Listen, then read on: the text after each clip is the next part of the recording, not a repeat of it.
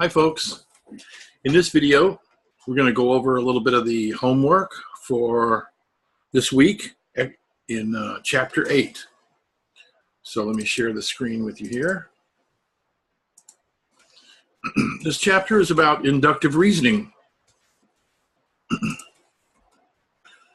Inductive argument, you'll recall, is an argument pattern in which the inference goes from a statement about a group of things to a conclusion about a single member of that group. So here's an example. Almost all of the students attending this college are pacifists. Wei In attends this college. Therefore, Wei In is probably a pacifist.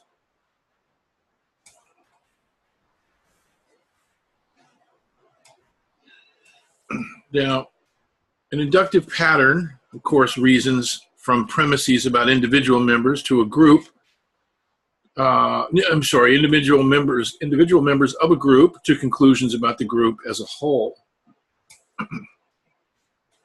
So, for instance, it has a pattern such as X% of the observed members of group A have property P. Therefore, X members of all members of group A probably have property P. Some important terms from this chapter are target group,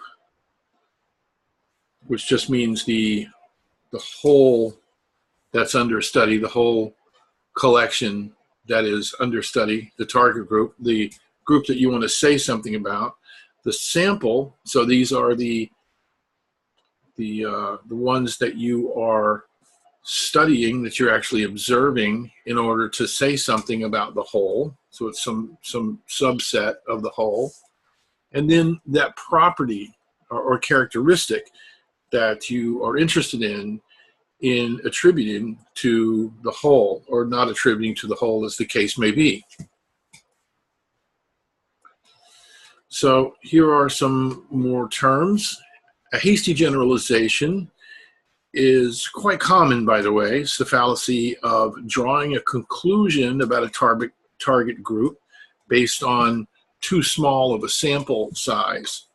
A biased sample is one that doesn't properly represent the target group. And a representative sample in an enumerative induction is a sample that does resemble the target group in all relevant ways.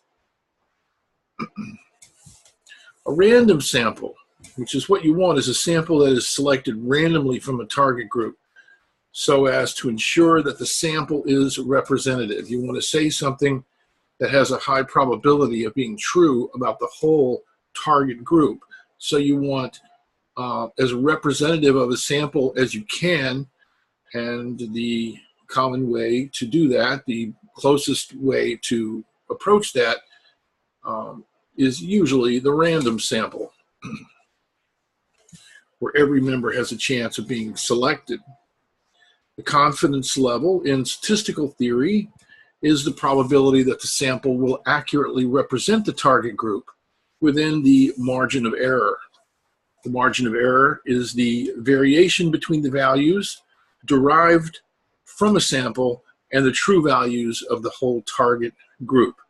So how close are you actually going to be accurate in attributing a relevant property to a target group? So let's look at some homeworks. You're going to do 8.1, I believe it's 8.3 and 8.4. And 8.1, I'm going to do a few of the starred problems here, just to kind of go over them slowly, even though the answers are in the back of the book, to kind of go over them slowly to take a look at how to reason through these. So what we're supposed to do in 8.1, the instructions are, for each of the following enumerative inductions, identify the target group, the sample, and relevant property. So those three things, the target group, the sample, and the relevant property. And 2, indicate whether the argument is strong or weak. And if it's weak, say whether the problem is a sample that's too small, not representative, or both. Assume that the information provided in the premises of each argument is true. So let's see what we have here. 2/3 of the adults in New York City identify themselves as pro-choice in the abortion debate, and almost 70% of adults in San Francisco do. This makes the situation perfectly clear, according to the person conducting this study. A large majority of the people in this country are pro-choice. So we're going to look at this. Now let's see. We want to know the target group, the relevant property. So the target group first. What is it? What is the group of people that they want to attribute the property to? Since they say a large majority of the people in the country, they want to say something about the people in the country. Right? So they want to say something about them. So your target group is going to be people in the country, at least I do believe. Then your sample is adults in New York City and in San Francisco. That's the sample that we're going to look for the relevant property and then generalize that to the target group. And what is the relevant property? Whether someone is pro-choice or not. Okay, so let's see what we got right here. So the target group is people in the country. The sample is adults in those two cities, and the relevant property is being pro-choice. Okay. The argument is weak because the sample's not representative. So you don't have anyone from 48 other states, not to mention other parts of those states where those two cities are. Okay, so that's how we do 8.1. Let's try another one. Number 4. I've asked at least a dozen first-year students at this university whether the United States should go to war with, quote, terrorist countries, and they all have said no. So most of the students at this university are against such a militant policy. So let's see here. What's the target group? The target group seems to be students at this university. Let me get my little sparkler here. So students at this university seem to be the target group. That's the group that we want to find out what they think. Next, we're looking for the sample. The sample is going to be a dozen first-year students at whatever this university is. Okay, so we're sampling a dozen first-year students at this university. And then finally, the relevant property, that is the characteristic that they want to attribute or find out about in terms of the target group by consulting the sample, is whether we should go to war with terrorist countries. So do you think this is a weak argument or a strong argument? Well, it seems pretty weak, doesn't it? Because, why? Such a small sample size, maybe? Let's see what our good friend Louis Vaughn says. The target group, students at this university, the sample, first-year students at this university, relevant property, whether or not this is a policy that they agree with, okay? So the argument is weak because the sample is too small and it's not representative, right? It's very small. It's just a dozen students at this university. In fact, it's only a dozen first-year students, so it's not representative either, okay? Okay, let's do number 8. So I hope you can see that. So let me get rid of that just in case. So number 8, still 8.1. 85% of dentists who suggest that their patients chew gum recommend brand X gum. Therefore, 85% of dentists recommend brand X gum. So what is the target group? Looks to be dentists. Oh, sorry. Looks to be dentists, right? So that's the target group. What is the sample? The sample is dentists who suggest that their patients chew gum. And then the relevant characteristic or relevant property is whether or not all dentists recommend brand X gum. So recommending brand X gum would be that. So again, does this seem weak or strong? Well, let's see, 85% of dentists, that's a high percentage of dentists.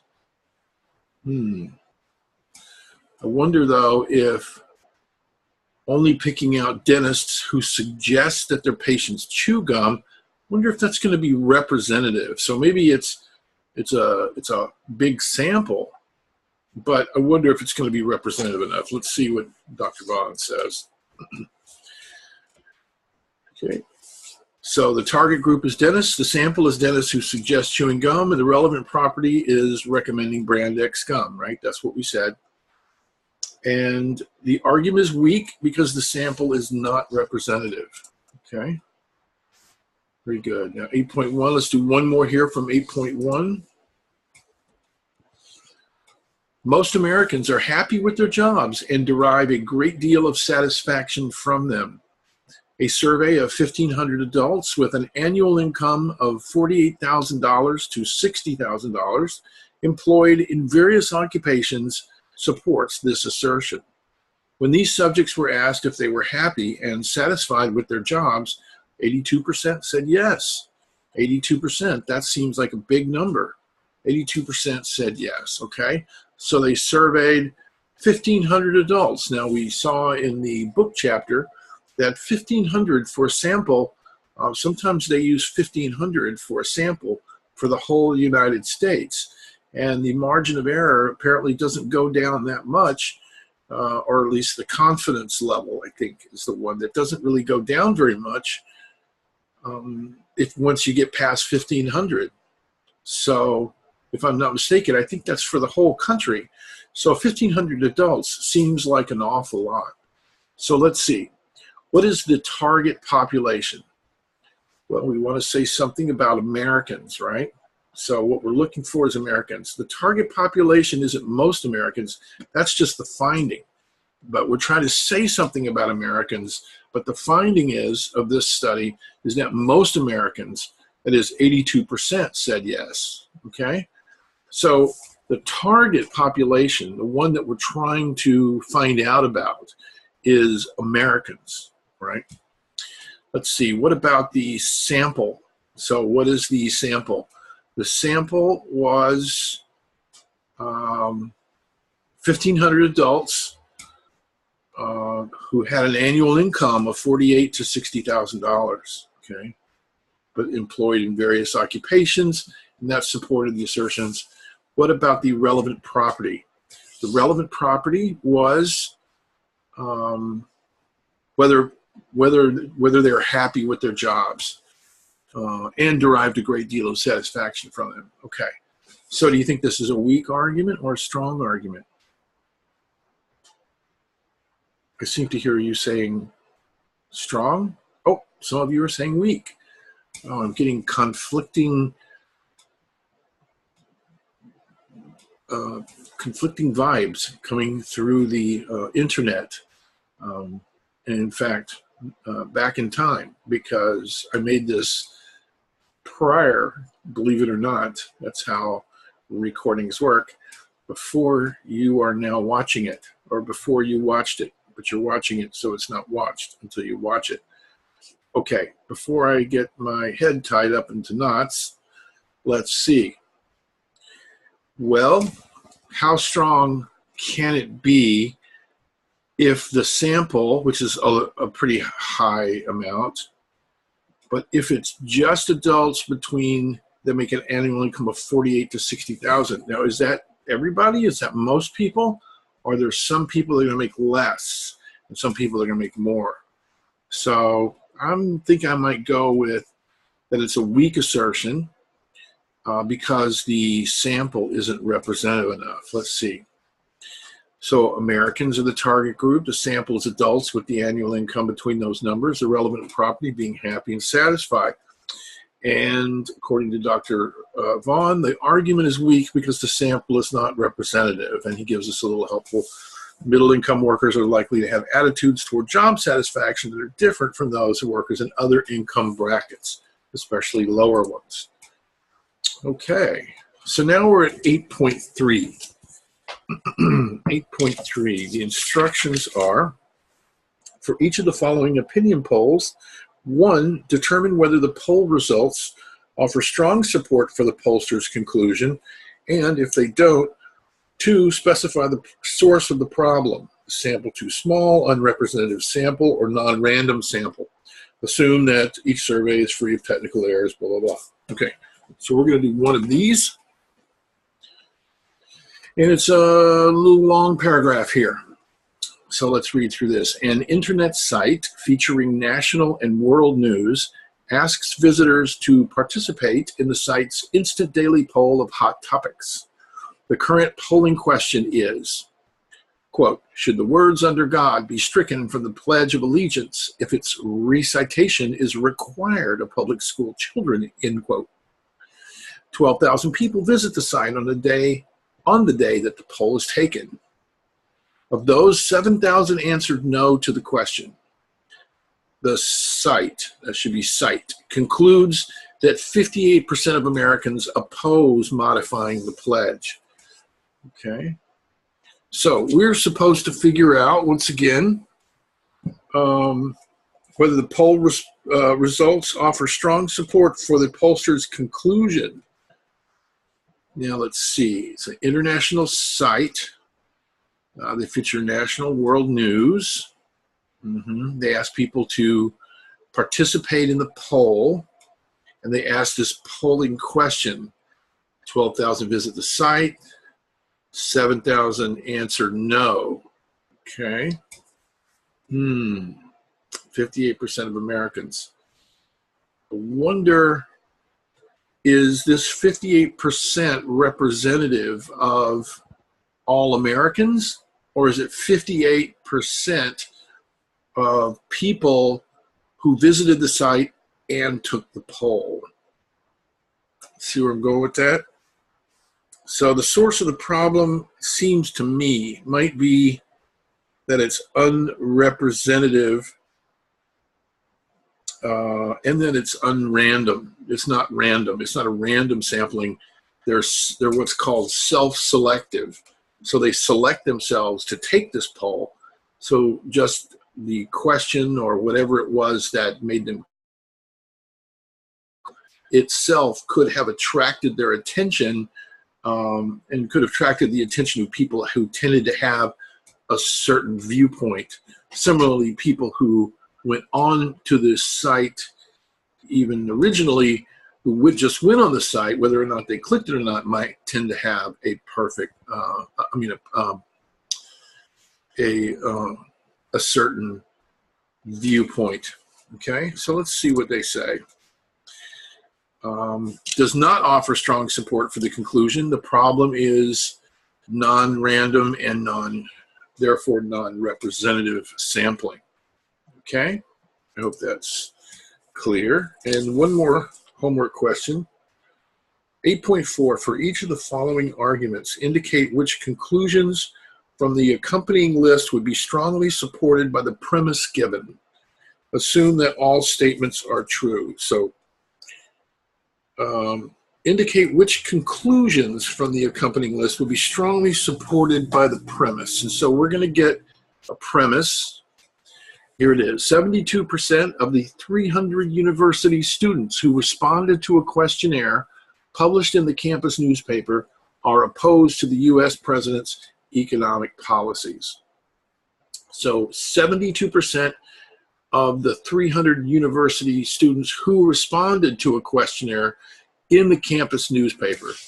Okay, so 72% of 300 respondents to a questionnaire are opposed to the president's economic policies. Okay, so here are our options.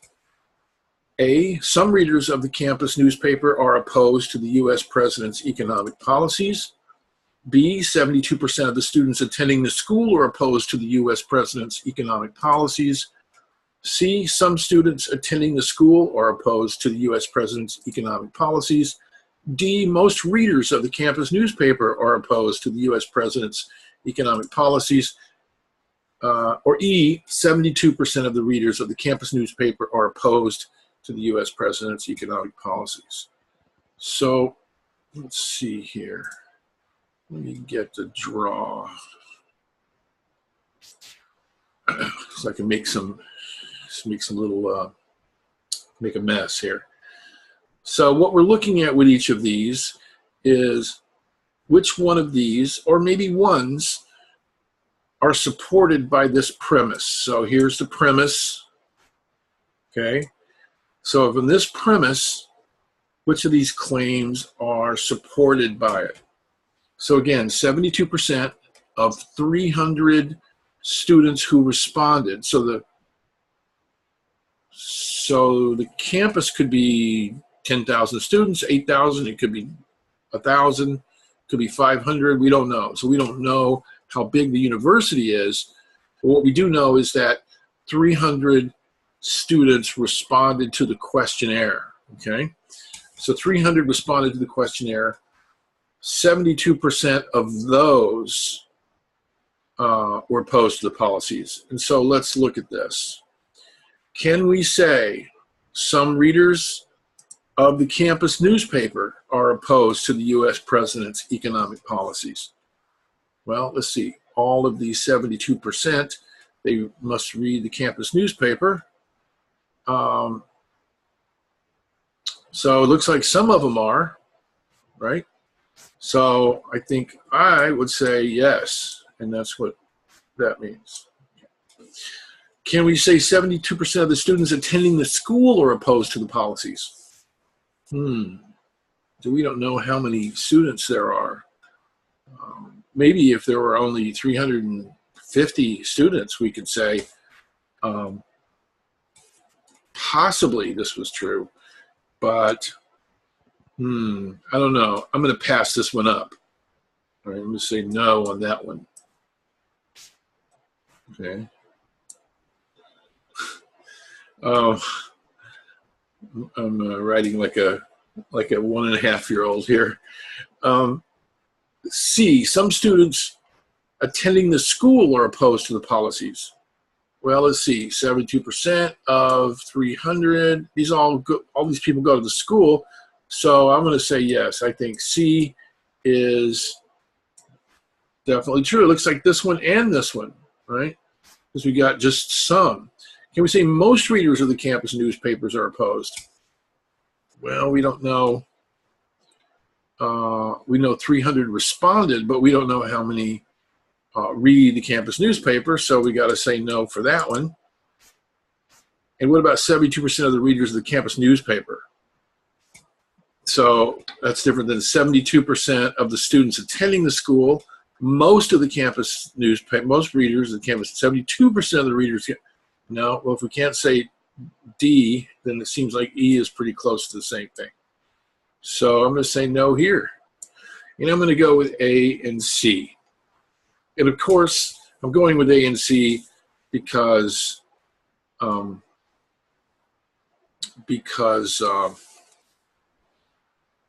logically, those are the only ones that could be, and both of them could be supported by the premise. Okay, and that's also what the answers say. Okay, I hope this video has helped you understand this chapter. This chapter certainly is less intense than the last 2 weeks chapters on propositional logic. I hope that some of us had fun with propositional logic. You'll be able to have a chance to revise your homeworks on the propositional logic. So please do, if you haven't turned in one or the other, or both of those exercises for chapter 6, please do, because I think they'll benefit you. You know, in critical thinking, it's important to think very carefully and in a detailed way. And this is what logic problems, logic exercises help us to do. So I think all of you took this course because certainly you have to take a, you have it for a requirement, but I think you probably took this particular course, a lot of you, because you wanted to learn something, maybe a lot, about critical thinking. And every part of this course has been designed to assist you in doing that. A lot of it is difficult, especially if you haven't done this kind of thinking before, but the more difficult it is, the more benefit you're going to get out of it when you get to the other side, okay? So you get to the other side of doing it. I don't mean like some kind of weird metaphor about getting to the other side. Anyway, I hope this has helped you once again, and I'm going to sign off. Dr. Jenkins signing off, and have a great week. If you have any questions about any of these assignments or about anything in the course, please don't hesitate to let me know, okay?